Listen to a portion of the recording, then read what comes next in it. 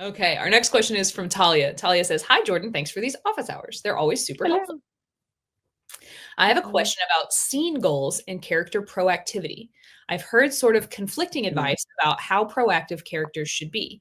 Some say that characters need to be very proactive with their actions driving the plot, while others say that characters should mainly be reacting to events happening around them. What's your view on this?" And we were actually talking about this question before we started. So the answer, of course, is both, right? Haha. So I like to. So here's the thing: some scenes, when your character is either starting a goal or at the beginning of the goal searching process or pursuit, you're going to have a lot more proactive, right? Things happening because they're trying to get started.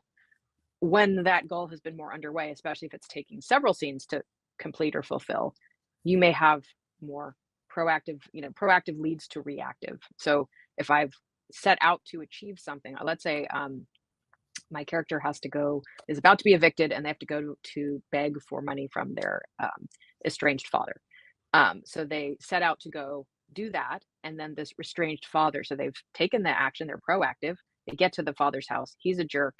They're now going to be reactive to what that could all be happening in the same scene, right? He's a jerk. They're reacting to that and blah, blah, blah. So my point is that it's often both. Sometimes though, if it's more of an initiating stage of the goal, that may look like I have to go out and do something on my own volition.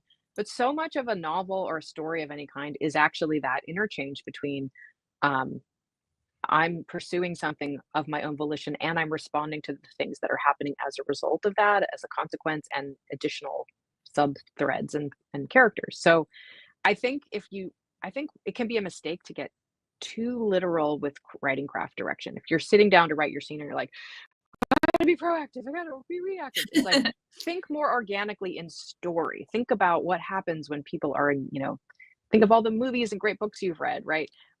How do people react in the moment of, of anything really when they're doing anything, undertaking a goal? Are they just standing around waiting for a stimulus to come along? No, they're probably not. They're living life.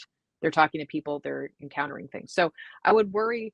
The main thing about reactivity to me, and I interpret that to mean don't forget to let us know how things are affecting your character and how they're responding to the events of the scenes, whether they initiated the goal or the goal was sort of forced upon them, or it's a continuation of the goal from a prior scene.